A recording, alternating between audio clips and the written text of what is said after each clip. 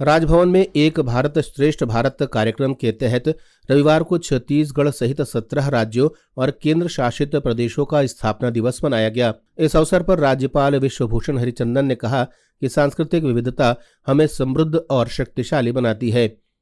राजभवन में राज्यपाल हरिचंदन के मुख्य आतिथ्य में भारत के राज्यों में छत्तीसगढ़, मध्य प्रदेश, कर्नाटक, आंध्र प्रदेश, तमिलनाडु, केरल, जम्मू कश्मीर, पंजाब, हरियाणा, दिल्ली, उत्तराखंड और झारखंड और केंद्र शासित प्रदेश लद्दाख, चंडीगढ़, अंडमान और निकोबार द्वीप समूह, पुडुचेरी, लक्षद्वीप की स्थापना दिवस को हर्षोल्लास के साथ मनाया गया है।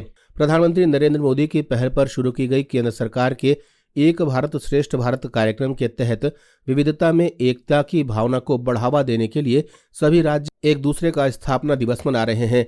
इसी कड़ी में राजभवन में यह कार्यक्रम आयोजित किया गया, जिसमें छत्तीसगढ़ में निवास करने वाले इन राज्यों के लोगों का उत्साह देखते ही बना। कार्यक्रम में राज्यपाल ने कहा कि भारत अनेक रंगों के फूलों की माला है। हर राज्य की अपनी एक अलग पहचान है। विविधता होते हुए भी हम सब एक हैं, जिसके कारण विश्व में हमारी साख है।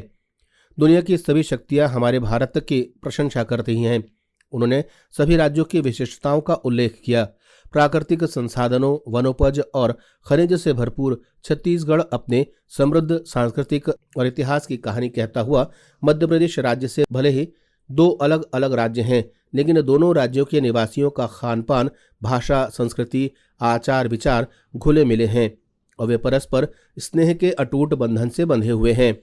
तमिलनाडु देश का दूसरा सबसे बड़ा प्रौद्योगिकी का क्षेत्र है, जहां साक्षरता के साथ साथ सामाजिक न्याय, स्वास्थ्य स्तर, स्त्री पुरुष समानता के क्षेत्र में केरल अग्रणी है। सभी राज्यों की सांस्कृतिक और लोक परंपरा आधारित सांस्कृतिक कार्यक्रमों की रंगारंग प्रस्तुतियां दी गई।